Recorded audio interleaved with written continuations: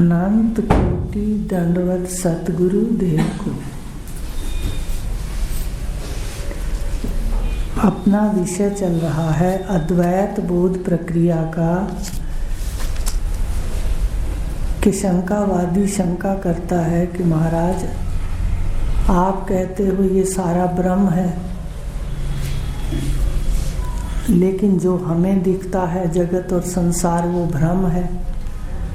तो इसको सिद्ध करने के लिए आप 5 कारण से बताओ, मुझे सिद्ध करके बताओ, समझाओ। तो पहला कारण था सत्य वस्तु के ज्ञान जन्य संस्कार जब होते हैं, वस्तु सत्य है, ये ध्यान देना है। वो कह रहा है वस्तु सत्य है, फिर उसका ज्ञान है, फिर उस ज्ञान के संस्कार है, तभी वो वस्तु एक में दूसरा दिखता है। एक में जो भ्रांति हो गई, वो कहता है जिसकी भ्रांति हुई है वो भी सत्य हो, उसका फिर ज्ञान हो, फिर उसके संस्कार हो तो भ्रम होगा। शास्त्र कहता है, वो कहने लगा। लेकिन आप तो कह रहे हो कि जगत वास्तव में है ही नहीं, मिथ्या है। अब अगर मिथ्या है तो जगत सत्य ही नहीं है, कभी देखा ही किसी ने नहीं, फिर उसका ज्ञान नहीं हुआ किसी को, फिर संस्कार नहीं है, तो ये कैसे देख लिया परमात्मा के अंदर संसार को? मुझे इसका उत्तर दो। दूसरा उसने बताया कि शास्त्र कहता है कि अगर प्रमेय दोष है तो भ्रम होगा। पहला बताया अगर सत्य वस्तु है, उसका ज्ञान है, उसके संस्कार है तो भ्रम होगा। दूसरा बताया प्रमेय दोष। अगर प्रमेय दोष माने सादृश्यता का दोष, प्रमेय कहते हैं विषय, प्रमेय कहते हैं उदाहरण के लिए जैसे रस्सी में सांप का भ्रम है, तो जो रस्सी है वो प्रमेय है, विषय है, दिख रही है। अब उस रस्सी के अंदर सांप का भ्रम है, तो वो जो रस्सी है और वो जो सांप है वो देखने में एक जैसे हैं, लंबे हैं, तभी भ्रम हुआ। इसको कहते सादृश्यता का दोष। भ्रांति जब होती है जब दो वस्तुओं के अंदर सादृश्यता होती है, बराबर का रूप होता है। रस्सी में सांप की भ्रांति हुई तो सांप भी लंबा और रस्सी भी लंबी है, तब भ्रम हुआ है। कभी ऐसा सुना है आपने कि ईंट के अंदर सांप की भ्रांति हुई हो? तो सादृश्यता दोष है तो भ्रांति होती है। अब वो ये सिद्ध करेगा कि दो ही है। अब तीसरा उसने कहा प्रमाता दोष के अंतःकरण कमजोर है जीव का, तो दो भ्रम होता है। चौथा उसने कहा इंद्रियां कमजोर हैं, प्रमाण दोष। प्रमाण कहते हैं इंद्रियों को, जो विषयों को प्रकाशित करती है। प्रमाण जैसे शब्द का प्रमाण कान है, शब्द का प्रमाण कान है। जैसे कोई कहे मैंने अपने कानों से सुना है, उसने ऐसे कहा है, तो आप शंका नहीं करते, प्रमाण है। तो उसने कहा कि प्रमाणों में दोष है कि इंद्रियां अगर, आंख अगर धुंधला देखती है तो रस्सी में सांप दिखता है। प्रमाता दोष के कारण भ्रांति होती है, प्रमेय दोष के कारण भ्रांति होती है, प्रमाण दोष के कारण भ्रांति होती है, और 5वीं भ्रांति होती है अधिष्ठान के सामान्य अंश का ज्ञान और विशेष का अज्ञान। अब अधिष्ठान को समझने के लिए हमें समझना पड़ेगा कि रस्सी में जो सांप का भ्रम है, तो सांप का अधिष्ठान माने आश्रय वो रस्सी है। अगर रस्सी नहीं है तो सांप का भ्रम नहीं है। तो कह रहा है अधिष्ठान के सामान्य अंश का ज्ञान और विशेष का अज्ञान होता है तो भ्रांति होती है। ये 5वां सिद्धांत है। आप मुझे घटा दो, लेकिन आप तो कहते हो कि सर्वम परमात्मा है, ज्ञान स्वरूप है, आत्मा है, तो फिर अज्ञान कैसा? अज्ञान कहाँ रहेगा? जब सर्वम ही ज्ञान है तो अज्ञान है ही नहीं, तो अज्ञान किसका आप कह रहे हो? तो ना तो अज्ञान है, इसलिए सामान्य का ज्ञान और विशेष का अज्ञान भी आपके सिद्धांत के अनुसार, आपके ज्ञान के अनुसार है ही नहीं, क्योंकि सारा ज्ञान है तो अज्ञान कैसा, चाहे वो सामान्य हो या विशेष हो। दूसरा कहा उसने, दूसरी बात आप ये भी देखो कि आपने कहा है ब्रह्म अद्वितीय है। अद्वितीय का अर्थ होता है एक जैसा दूसरा नहीं है, कि परमात्मा जैसा दूसरा उससे भिन्न कोई है ही नहीं। तो फिर आप कैसे सिद्ध करोगे कि सामान्य अंश और विशेष अंश? आपका परमात्मा जो आप कहते हो वो तो सर्वत्र है, ज्ञान है और निर्विशेष है, तो कैसे भ्रम होगा जब दूसरा है ही नहीं? आप कह रहे हो जब दूसरा है ही नहीं तो फिर एक में एक का भ्रम कैसे होगा? ये 5 आपको बता दिए थे कि 5 होते हैं तो भ्रम होता, 5 दोष होते हैं, आपको बहुत बार बता दिए तो होता है भ्रम। अब समाधान दिया गुरुदेव। उन्होंने कहा अच्छा भाई, आपने पहला कहा, सबसे पहला आपने कहा सत्य वस्तु के ज्ञान जन्य संस्कार होते हैं तो भ्रम होता है। अब गुरुदेव उसको उत्तर दे रहे हैं तो भाई आपने कहा सत्य वस्तु होती है, सत्य वस्तु के ज्ञान जन्य संस्कार होते हैं तो भ्रम होता है। पर देखो ये जरूरी नहीं है, सिद्धांत ठीक है पर जरूरी नहीं है, क्योंकि कभी कभी मिथ्या वस्तु के भी सत्य पर आरोप हो जाते हैं। कैसे? कहते जैसे देखो आप कहते हो कि ये राक्षस है, आपने राक्षस दिखाया, उसमें सींग दिखाए, उसको मोटा दिखाया, भद्दा दिखाया शक्ल से। जैसे हम ऐसा चित्र देखते हैं तो हम एकदम कहते हैं कि राक्षस है। तो गुरुदेव कह रहे हैं भाई ये बताओ क्या राक्षस किसी ने सत्य देखा है? मिथ्या के भी संस्कार होते हैं, इसलिए ये सत्य नहीं कि जरूरी दूसरा जगत हो, दूसरा सत्य जगत हो ब्रह्म से भिन्न तो उसके भ्रांति होगी परमात्मा में, ये जरूरी नहीं है। क्योंकि झूठा जो रूप है राक्षस का वो तो कल्पित है, किसी ने देखा ही नहीं कि राक्षस ऐसा है, पर कैसे उसका बिना देखे ज्ञान हो गया और संस्कार हो गए, कल्पित।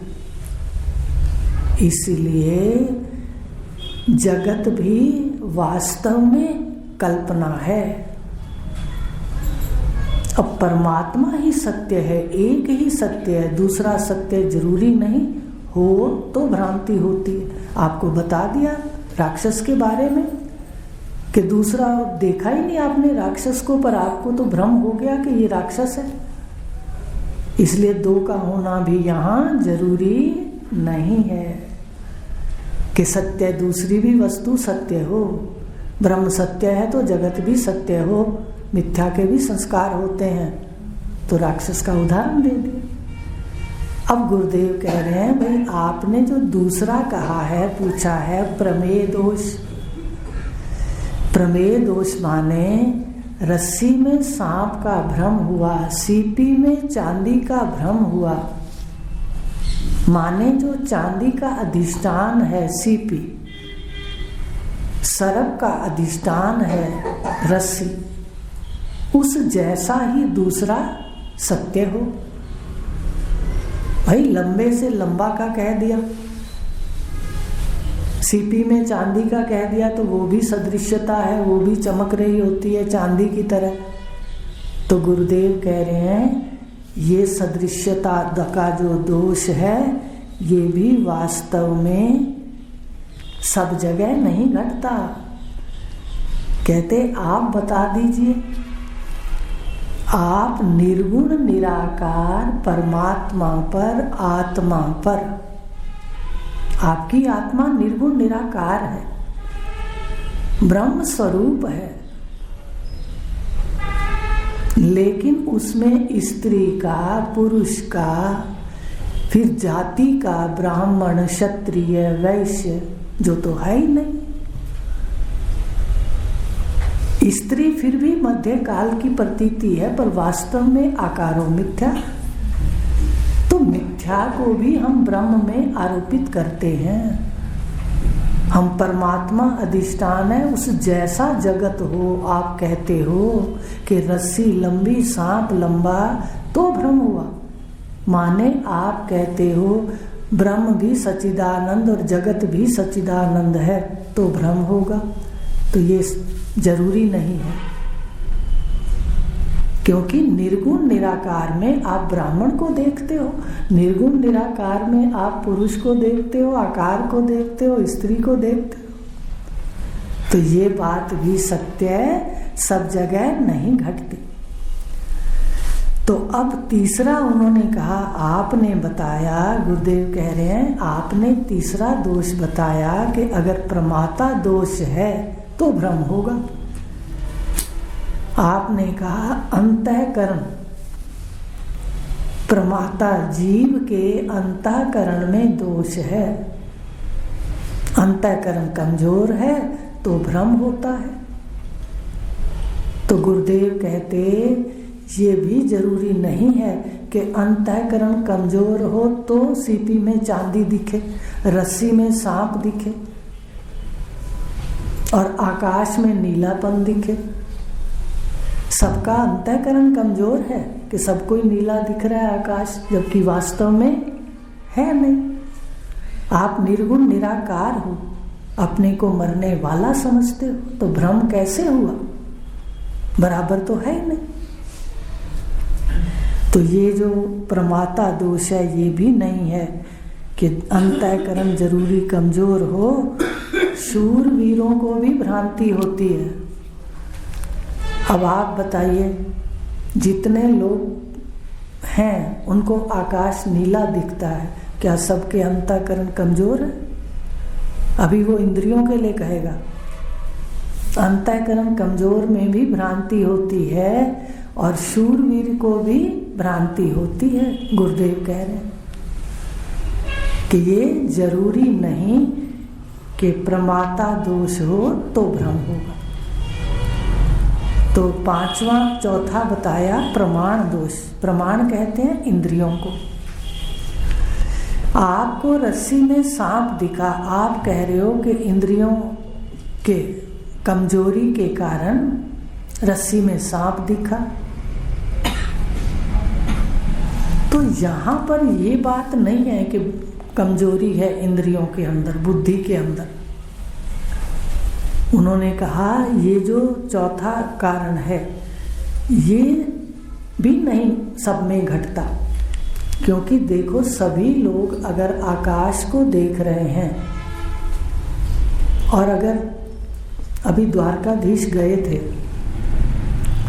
वहाँ विशेष इस बात को देखा, ध्यान से बताया तो नहीं इनको, पर देखा कि ऐसे जो आकाश है वो बिल्कुल नदी के साथ मिल रहा है, धरती के साथ मिल रहा है। जैसे अपने टेंट लगाते हैं, इसी तरह वहाँ मुझे आभास हुआ कि जैसे टेंट लगा हुआ है ऐसे वो दिखाई दिया। तो कहते ये जो आकाश के अंदर हमने तंबूपन देख लिया, नीलापन देख लिया, तो ये इंद्रिय दोष नहीं है, ये तो सबको ही दिख रहा है। क्या सबकी आंखें कमजोर हैं?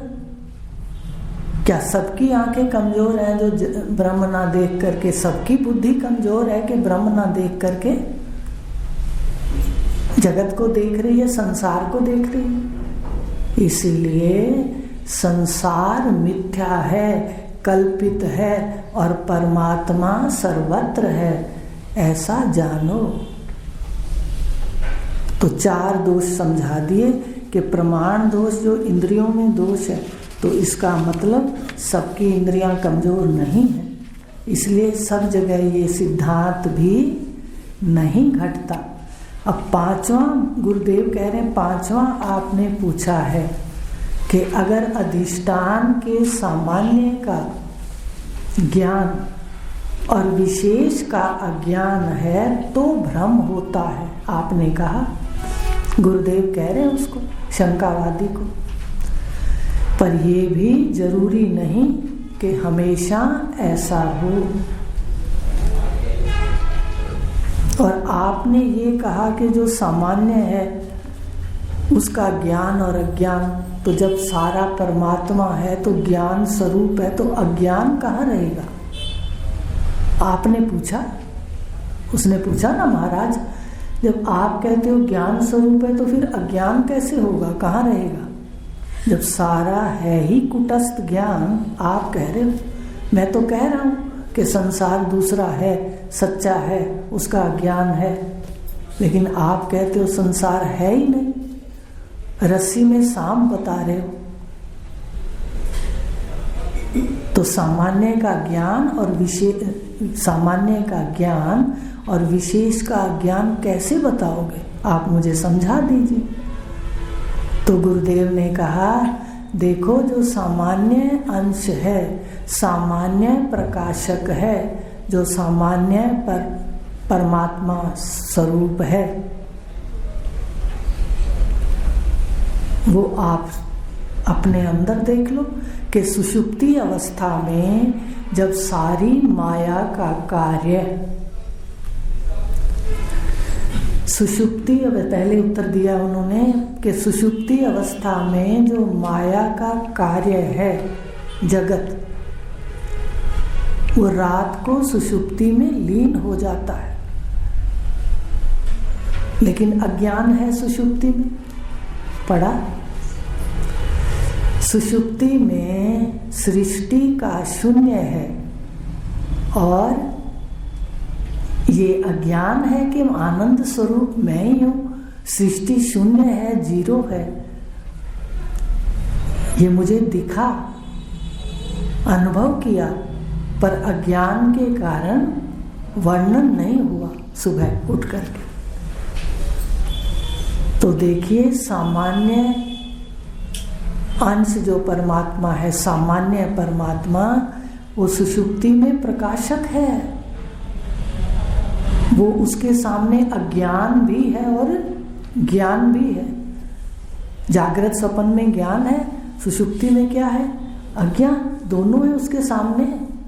प्रकाशक को कोई झगड़ा नहीं होना कि अज्ञान क्यों है सामने। ये बात बहुत बड़ी समझने वाली है कि बीमारी जहाँ है वहाँ से निकालना है। इसलिए सारे दर्शन आपको समझ आ जाएंगे कि कहाँ कोई बैठ के बात कर रहा है, हमें कहाँ जाना है। जितना गहरा उतरेंगे उतनी निष्ठा होगी। और इस ज्ञान का सबसे बड़ा लाभ है कि ज्ञान होते ही हमारी आसक्तियाँ ढीली पड़ने लगती हैं, और कहीं नहीं पड़ती ढीली, किसी पूजा से, किसी पाठ से। व्रत से, नियम से हम सब बैठे हैं, लेकिन ये ज्ञान लेते जाओ, सब जगह से आसक्तियां ढीली होने लग जाती हैं।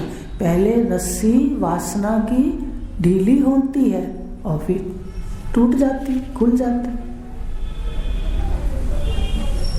तो कहा कि सामान्य, इसको आप ध्यान से सुनो, सामान्य का ज्ञान और विशेष का अज्ञान।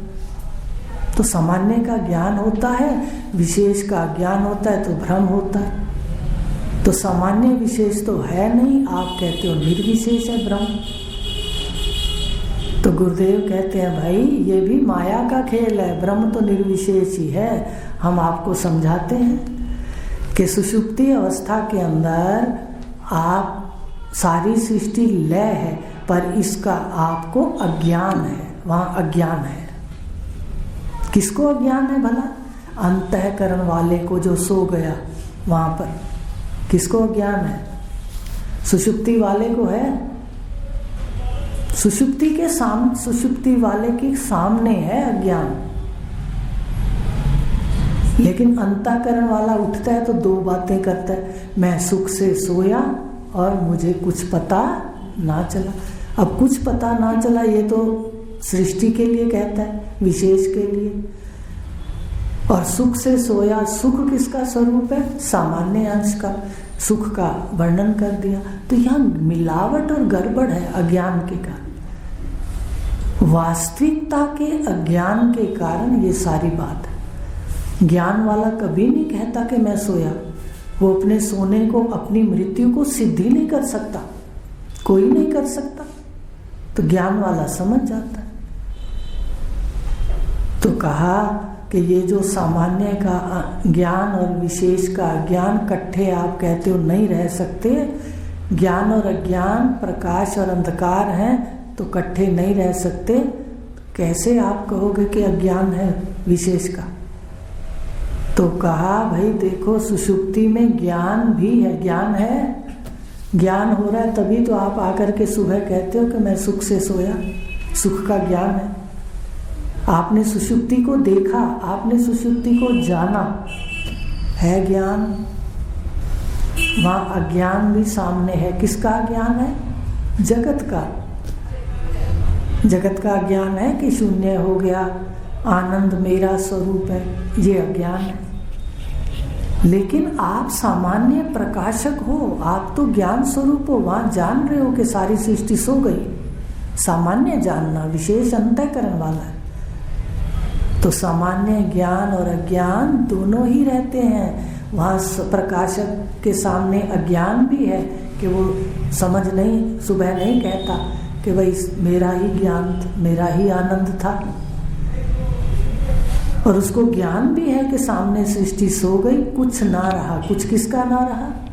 आप तो हो वहाँ पर, सृष्टि का कुछ ना रहा। तो इसीलिए ज्ञान, सामान्य का ज्ञान और विशेष का अज्ञान है, क्योंकि ये जो विशेष है ये सामान्य ही है। अब ये बातें गहरी हैं, सुनते जाओ, किसी दिन दिखेंगी। सुषुप्ति में ज्ञान और अज्ञान दोनों रहते हैं। सामान्य चेतन अपनी महिमा अज्ञान से झगड़ा नहीं करता। करता है क्या? अज्ञान से झगड़ा नहीं करता, विरोध भी नहीं करता। जानना और ना जानना ये अंतःकरण के विशेषण है। ये जो विशेष जानना है, किसका विशेषण है? आप जगत को विशेष रूप से जान रहे हो, सुषुप्ति में केवल प्रकाश रहे हो। सुबह आपको पता है सामान्य ज्ञान कि अब भी आप देख रहे हो सुषुप्ति को कि वहाँ कुछ भी नहीं संसार का, पर मैं हूँ। तो ये है ज्ञान और अज्ञान, सुषुप्ति में दोनों हैं। और जो विशेष जानना है, जो विशेष है जानना, ये अंतःकरण के विशेषण हैं। तो जागृत में अंतःकरण वाले को अज्ञान है, अब उसी को ही ज्ञान होता है। देखो सामान्य है जहाँ पर, वहाँ तो अज्ञान भी है, फिर सुन लो, और ज्ञान भी है। आइए बात समझ में। ज्ञान भी है, मैं हूँ, मेरा आनंद है, इसका अज्ञान है। इसका तो अज्ञान है ना। सुबह आके फिर आनंद कहाँ ढूंढता है? इधर ढूंढता है। तो सामान्य के सामने ज्ञान भी है, अज्ञान भी है, वो विरोधी नहीं है, पर झगड़ा कहाँ है ये आप देख लो। इतना ही बताएंगे आज। सामान्य आप घर पे समझना, वहाँ ज्ञान और अज्ञान दोनों हैं, लेकिन जो ये विशेष अंतःकरण वाला उठता है इसको अज्ञान है, उसको अज्ञान नहीं है, वो तो जान रहा है, आपका असली स्वरूप तो जानता है, ज्ञाता है। ये जो अंतःकरण वाला है इसको अज्ञान है। कि किस किस का अज्ञान है आगे बताएंगे। 3 चीजों का अज्ञान है।